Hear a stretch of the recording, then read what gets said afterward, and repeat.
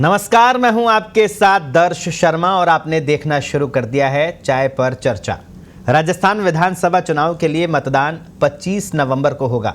जैसे जैसे मतदान का दिन नजदीक आएगा वैसे वैसे चुनाव प्रचार परवान चढ़ेगा और इसके साथ ही राजनेताओं की तरफ से जनता के सामने वादों की भी झड़ी लगेगी। मुख्यमंत्री अशोक गहलोत ने कांग्रेस महासचिव प्रियंका गांधी की मौजूदगी में झुंझुनू की सभा से महिलाओं के लिए 10,000 रुपये सालाना और प्रत्येक परिवार को 500 रुपये में सिलेंडर की घोषणा कर इसकी शुरुआत भी कर दी है। दोनों ही दलों के चुनावी घोषणा पत्रों में तो जनता से सैकड़ों वादे किए जाएंगे, साथ ही चुनावी सभाओं में भी दिल्ली से पधारने वाले दिग्गज जनहितैषी होने का दम भरकर बड़े बड़े वादे करने वाले हैं। मगर सवाल ये, क्या पहले के किए हुए वादे पूरे हुए हैं? सवाल ये भी, क्या झूठे वादे सत्ता हासिल करने की औषधि बन गई है? क्या पिछली बार किए गए वादों के अधूरा रहने पर जिम्मेदारों की जवाबदेही तय नहीं होनी चाहिए? ऐसे कई सवाल हैं जो आज कांग्रेस और भाजपा के प्रतिनिधियों से हम पूछेंगे। मेहमानों से आपका परिचय कराऊं उससे पहले ये भी याद दिला दे कि 25 नवंबर को बारी आपकी यानी जनता की है। चुनाव प्रचार के दौरान वोट मांगने आए उम्मीदवारों से न सिर्फ हिसाब लेना है बल्कि उनसे ये भी पूछना होगा कि उनके पास भविष्य के लिए आपके मुद्दों का क्या रोड मैप है। चाय पर चर्चा की शुरुआत करें उससे पहले आपको दिखाते हैं राजस्थान विधानसभा चुनाव 2023 के लिए मुख्यमंत्री अशोक गहलोत की तरफ से झुंझुनू में आपके लिए क्या वादा किया गया। पहले 500 रुपये सिलेंडर दिया था आपको, वो दिया था खाली उज्ज्वला योजना की महिलाओं को दिया था। उज्ज्वला योजना की महिलाओं को दिया था खाली। आज मैं एक गारंटी दे रहा हूं, सरकार हमारी आएगी तो 1,05,00,000 परिवारों को 500 में गैस सिलेंडर मिलेगा। फैलाव करेंगे। और दूसरी गारंटी है महिलाओं को सम्मान के रूप में, परिवार की मुखिया महिला को सम्मान के रूप में प्रति वर्ष 2 किस्तों में, वो तुम तय करेंगे 2 में 3 में, 10,000 रुपये प्रति महिला मिलेगा। 10,000 रुपये मिलेगा। तो चुनाव से पहले जिस तरह से वादों की अब झड़ी लगने वाली है, शुरुआत भी हो गई है, कितने वादे अधूरे रहे, कितने वादे पूरे हो पाते हैं, तमाम सवालों को लेकर हाजिर हुए हैं हम आपके मेहमानों से। हम जो आप परिचय करवा देते हैं। हमारे साथ में भारतीय जनता पार्टी से चेतन राजपुरोहित जी हैं, कांग्रेस से हमारे साथ में अजय कच्छावा जी हैं, स्टूडियो में वरिष्ठ पत्रकार राजनीतिक विश्लेषक ओम प्रकाश शर्मा जी हमारे साथ में। आप तीनों मेहमानों का बहुत बहुत स्वागत। सबसे पहले अजय जी, आपके पास पिछले 5 साल तक आपने सत्ता पर राज किया और फिर से सत्ता वापसी के लिए वादों की शुरुआत भी आपने झुंझुनू से कर दी है। पिछले वादों जो अधूरे हैं वो पूरे नहीं हो रहे, नए वादे आप कर रहे हैं, जनता सब देख रही है। दरअसल देखिए, जो राजस्थान ने घोषणा पत्र जारी किया था पिछले चुनाव में, उसमें से 93% हम वादों पे कंप्लीट कर चुके हैं और जो बचे 4% वादे हैं उन पे कार्य जारी है। आप ये देखिए, पिछले 5 साल में राजस्थान की जनता, क्या पूरे देश की जनता जो महंगाई, बेरोजगारी, अपराध, उन सबसे पीड़ित थी। कांग्रेस सरकार ने, राजस्थान सरकार ने हर पद पे जनता का साथ देने का प्रयास किया। आपने देखा राजस्थान में किस तरह से महंगाई कैंप लगाए गए। आपने देखा राजस्थान में किस तरह से 200 यूनिट बिजली फ्री है, किसानों के लिए 2,000 यूनिट फ्री है, महिलाओं के लिए 500 रुपए में अजय जी, महिलाओं के और विभिन्न योजनाएं हैं। अजय जी, आप ये देखें, किसानों की कर्ज माफी का क्या हुआ? किसका? किसानों की कर्ज माफी का क्या हुआ? 10 दिन में कर्ज माफी का। बेरोजगारी भत्ता देने की बात कर रहे थे, उसका क्या हुआ? रोजगार, युवाओं को रोजगार देने की बात थी, क्या हुआ?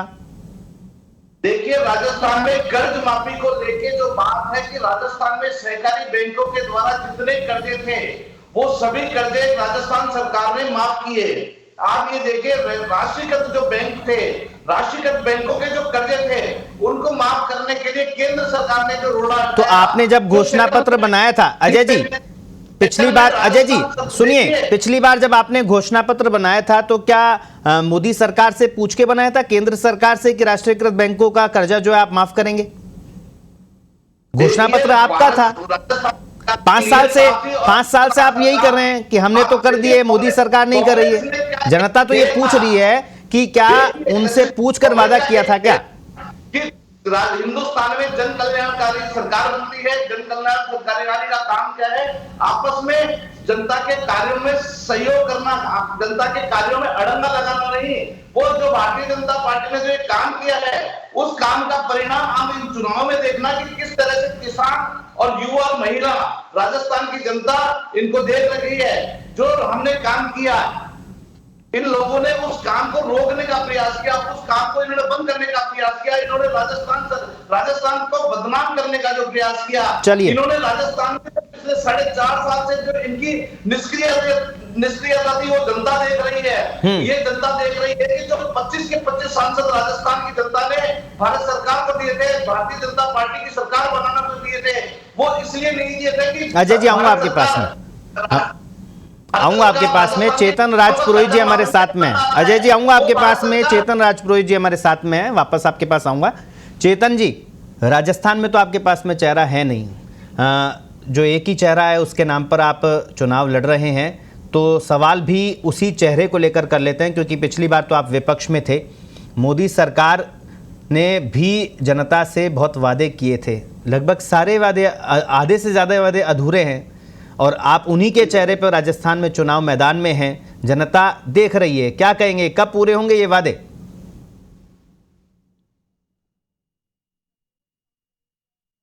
चेतन जी आप अनम्यूट कीजिए, आपका वॉल्यूम म्यूट है।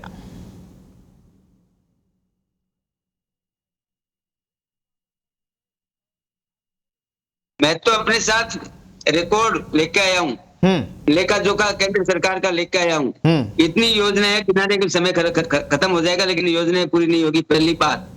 दूसरी बात, हमारे प्रियंका जी पधारे थे राजस्थान के अंदर, उत्तर प्रदेश में भी स्टार प्रचारक थे, कांग्रेस के चुनाव कैंपेनर थे। उत्तर प्रदेश का परिणाम पूरे हिंदुस्तान के सामने है। अब आता हूं मैं, हिमाचल प्रदेश में भी वो स्टार प्रचारक थे, हिमाचल का परिणाम भी पूरे हिंदुस्तान के सामने है। आता हूँ, चेतन जी, हिमाचल में राहुल गांधी ने प्रचार नहीं किया था, आपको शायद पता नहीं होगा जी। अगर राहुल गांधी जी, अभी आप प्रियंका गांधी की बात कर रहे थे। अभी आगे आता हूँ जी। प्रियंका गांधी ने एक नारा दिया था, लड़की हूँ लड़ सकती हूँ, उत्तर प्रदेश में हाथरस में। हाथरस याद आ गया था उनको, लेकिन राजस्थान की धरती पे जब उन्होंने पांव रखा तब भीलवाड़ा का कोठड़ी याद नहीं आया, खाजूवाला प्रकरण याद नहीं आया, सागवाड़ा प्रकरण याद नहीं आया। एक शब्द भी अगर माननीय प्रियंका गांधी जी राजस्थान में इन महिलाओं के ऊपर बोल देती तो इस राजस्थान की महिलाएं महिला शक्ति समझती कि प्रियंका जी वास्तव में चिंता करते हैं महिलाओं की। अब आता हूं, हमारे मित्र अभी बात कर रहे थे, मेरे को तो मैं तो दाद देता हूं उनकी हिम्मत को, सलाम करता हूं। क्या ये बात करते हैं महंगाई की? सबसे महंगा पेट्रोल डीजल राजस्थान में गंगानगर, वेट 1 रुपए भी कम नहीं किया। ये बात करते हैं किसान को। चेतन जी, एक्साइज ड्यूटी आप भी तो चुनाव के समय पर ही कम करते हैं, बिजली इनके पास है नहीं, जब चुनाव नजदीक आ जाते हैं आप एक्साइज ड्यूटी कम कर देते हैं ना। 1 मिनट मेरे को खत्म कर लीजिए, 2 मिनट का समय, ज्यादा नहीं बोलूंगा, थोड़ा ही बोलूंगा। अब आता हूं मैं इनके युवाओं पे बोलने, paper out, 17 paper out Rajasthan में आज भी छापे पड़े ईडी के, और इनके लोग जिस प्रकार से इन्वॉल्व है इस पेपर लीक प्रकरण में, एक परिवार के 5 आरएस अधिकारी बन जाते हैं। रिटर्न के अंदर सबसे कम नंबर और साक्षात्कार के अंदर सबसे ज्यादा नंबर लेकर के जो आरएस बने हैं, इनकी भी पोल खुलेगी। राजस्थान का युवा जो ठगा हुआ महसूस कर रहा है, जो धोखा इन्होंने राजस्थान के युवाओं के साथ किया है, उसका मूल्य चुकाने का समय है आज इनके पास। अब आता हूं मैं, सांसदों की भी बात की इन्होंने। सांसद भैया आप लोगों के पास है कहा राजस्थान में? राजस्थान की जनता ने इस लायक भी आपको नहीं छोड़ा कि लोकसभा के एक सांसद को आप खड़ा कर सके। ये भारतीय जनता पार्टी का कार्यकर्ता है, जो सांसद भी होता है, विधानसभा का चुनाव भी लड़ता है, और आवश्यकता पड़ती है अगर संगठन के अंदर कहीं भी हमारे सांसद की, तो हम उपयोग में लेते हैं और वो आता है। आपके तो स्थिति ये है चेतन जी, लेकिन सवाल ये है कि सांसद जनता की उम्मीदों पर कितना खरा उतर रहा है? भाजपा कार्यकर्ता है, वो सब जगह तो एडजस्ट हो रहा है, वो तो ठीक है, जनता की उम्मीदों पर कितना खरा उतर रहा है? हाँ, इसी पे आता हूँ। आप एक काम करिए दर्शी, मैं आपसे आमंत्रण देता हूँ आपको मैं, आप अमृतसर से जामनगर हाईवे पर केवल 15 मिनट यात्रा कर लीजिए।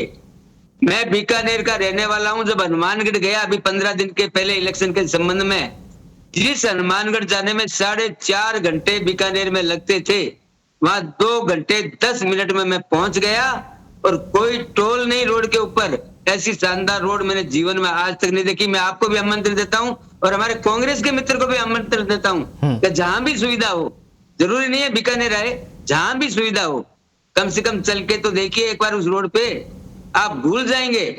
आप कल्पना भी नहीं कर सकते राजस्थान में ऐसे हाईवे भी बने। चलिए चेतन जी, आऊंगा आपके पास में, वापस आऊंगा। ओम प्रकाश शर्मा जी हमारे साथ में। ओम जी, जिस तरह से सवाल चाहे कांग्रेस से पूछ लो, चाहे भारतीय जनता पार्टी से पूछ लो, सभी का जो वादा है पूरे हो गए, ये दावा आज भी बरकरार है। वो ये मानने को ही तैयार नहीं है कि हमारे वादे अधूरे हैं, और लगातार वो यही कहते हैं कि हमने सारे वादे पूरे किए हैं। लेकिन वादों की क्या स्थिति है ये आपको भी पता है। क्या कहेंगे ये जनता के पास अब, क्योंकि 25 नवंबर को मौका है?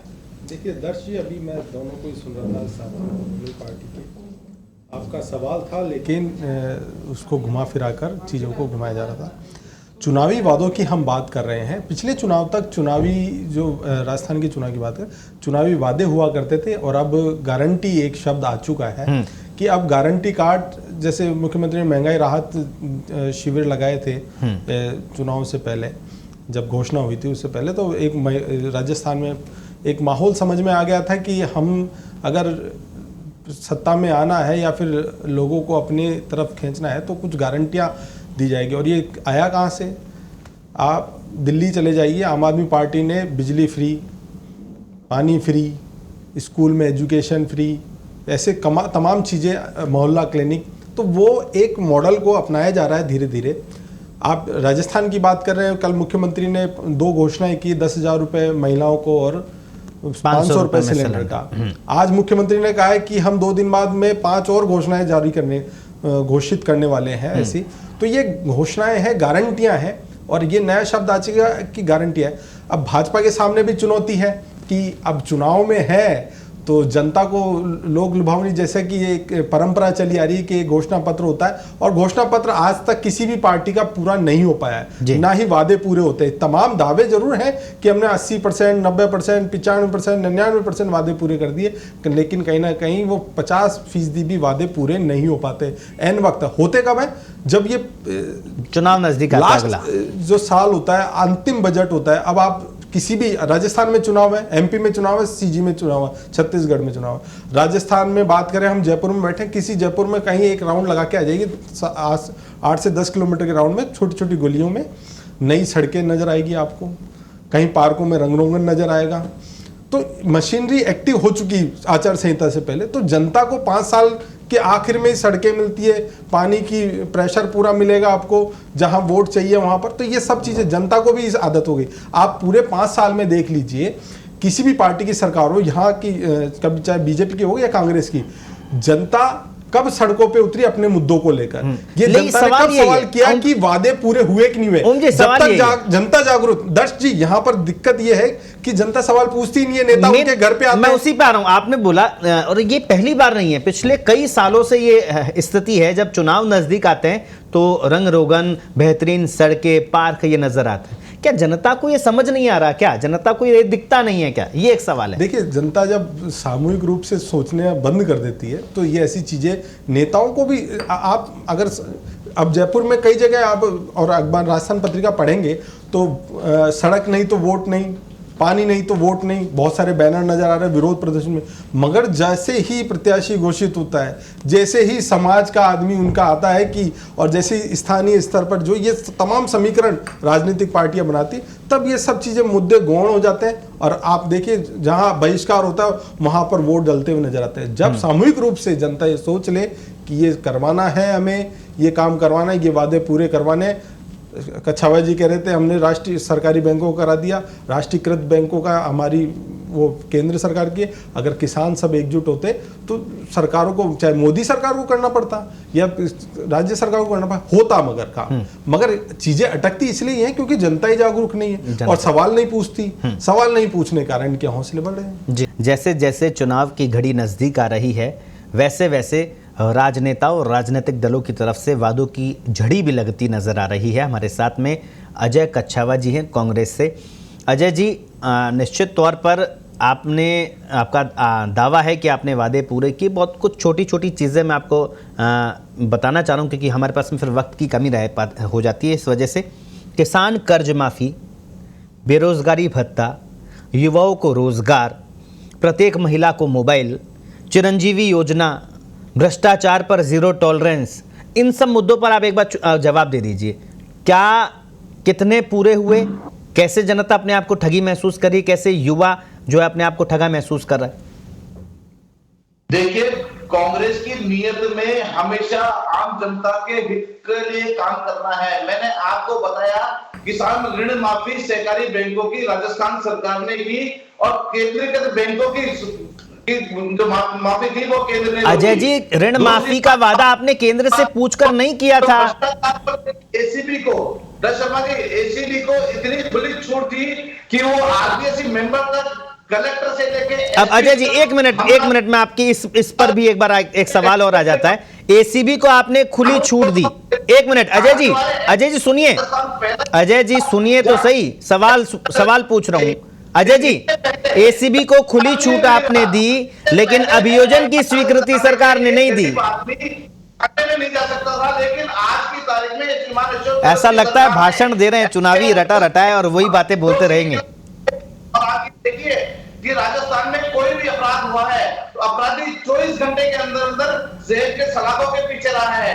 आप ये देखिए, युवाओं को बेरोजगारी भत्ता देने के बाद तो कांग्रेस सरकार ने एक नई शुरुआत की है। पूरे युवाओं को नहीं मिल पाया होगा, लेकिन आप ये देखिए कि राजस्थान अशोक गहलोत की सरकार ने ही रिफाइनरी की शुरुआत की थी ताकि राजस्थान में एक औद्योगिक माहौल बने। राजस्थान में कब तक रिफाइनरी का ऐसे ही ढिंडोरा पीटते रहेंगे? रिफाइनरी की स्थिति क्या है आप वहां पर जाके देखिए तो बाड़मेर में।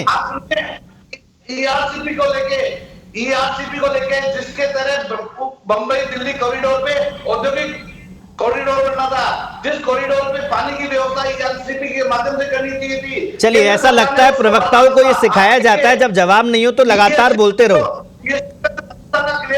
चुप नहीं होना है। हमारे साथ में चेतन राजपुरोहित जी है। चेतन जी, चेतन जी आपके पास आता हूं। अजय जी आपका समय हो गया, आप जवाब नहीं दे पा रहे हैं। अजय जी आपका समय हो गया, आप जवाब नहीं दे पा रहे। मैं चेतन जी से पूछ लेता हूं। चेतन जी, आपसे भी वही सवाल है। 2 करोड़ रोजगार, आप तो बड़ा अभी पिछले इस डिबेट की शुरुआत में भी दिखा रहे थे कि ये इतने चीजें पूरे खाका लेकर आए। मैं कुछ उसमें से पूछ लेता हूं। 2 करोड़ रोजगार, क्या हुआ 2 करोड़ रोजगार का? काला धन वापस आएगा, काला धन वापस आएगा। सरकार बनी थी 2014 में और उसके बाद में पहली एक कमेटी गठित की थी। क्या हुआ काले धन का? और उसके बाद में किसानों की आय दोगुनी हम करेंगे। किसान आज भी ठगावा महसूस कर रहा है, पछता रहा है वो। मैं आता हूं। आज सबसे पहले तो मैं बधाई देना चाहता हूं पूरे देश के नागरिकों को, आपको भी, अजय जी को भी, सभी मित्रों को। आज बड़ा शुभ दिन है। हमारे मित्र कहते थे मंदिर वही बनाएंगे, तारीख नहीं बताएंगे। आज वो तारीख भी आ गई है इस देश के सामने। तो सबसे पहले तो मैं बधाई देता हूँ, बड़ा शुभ दिन है आज भारत के लिए। राम मंदिर की तारीख भी आ गई, पहली बात। दूसरी बात, आपने प्रश्न पूछा किसानों की आय डबल करने का, बिल्कुल सही दर्ज दिया आपने, बिल्कुल सही पकड़ा है। होना चाहिए प्रश्न, क्यों नहीं होना चाहिए? मैं चूंकि एग्रीकल्चर से जुड़ा हुआ व्यक्ति हूँ, इसलिए मैं बताना चाहता हूँ आपको कि जिस प्रकार से किसानों की एमएसपी का मुद्दा उठाया था, जिस प्रकार से एमएसपी पिछले 9 सालों। चेतन जी, लगता है नेटवर्क का इशू है, आपका आवाज नहीं आ रही है। चलिए ओम प्रकाश शर्मा जी के पास में आते हैं। ओम जी, आपने देखा मैंने सवाल जो पूछा था उसका जवाब नहीं है और यही वजह है कि बातों को घुमाते रहो। और ये प्रवक्ताओं को क्योंकि सिखाया जाता है कि बोलते रहना है, अटकना नहीं है, चुप नहीं होना है। लेकिन जनता तो ये देख रही है ना।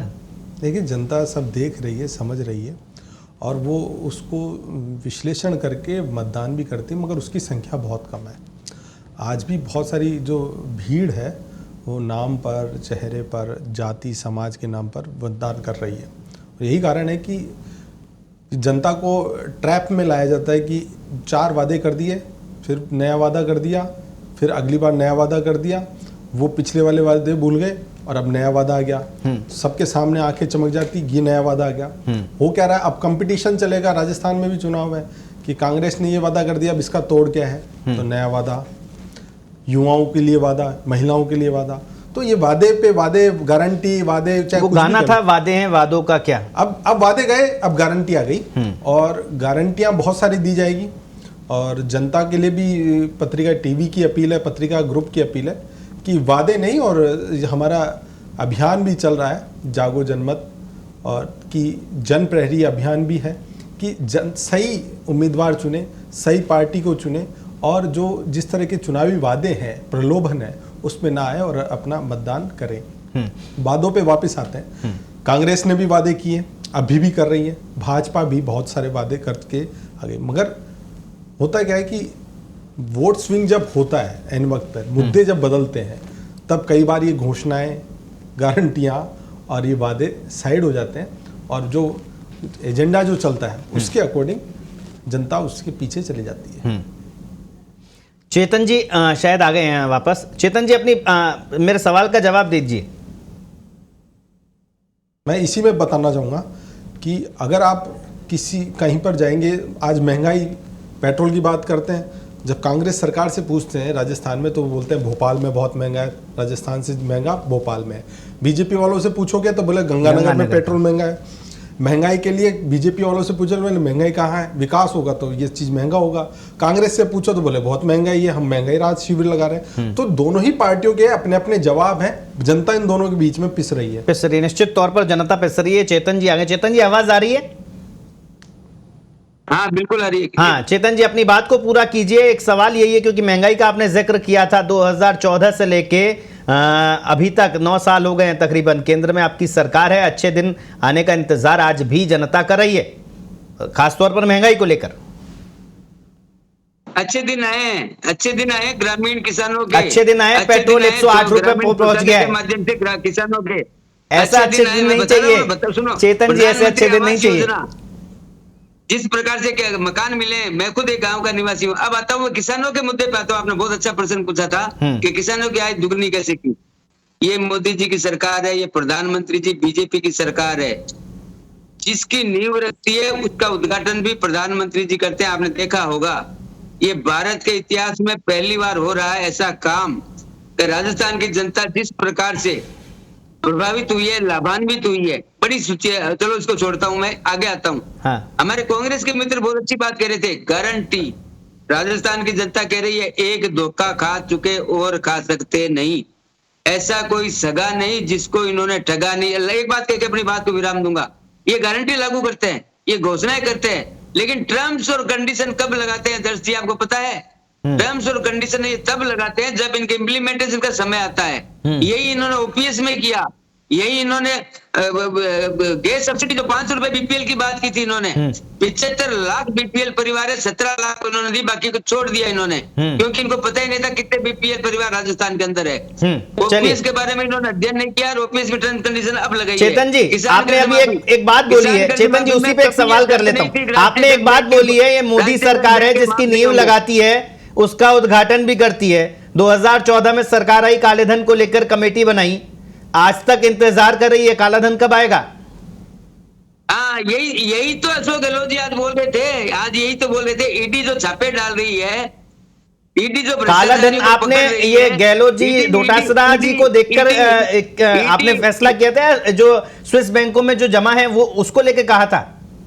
आता हूँ ना, आ रहा हूँ, इसी में आ रहा हूँ। ईडी ने जिस प्रकार से राजस्थान में कार्रवाई की है, जिस प्रकार से सोना पकड़ा है, जिस प्रकार से नगद रुपए पकड़े हैं, और फिर भी हमारे कांग्रेस के मित्र स्वीकार नहीं करते हैं।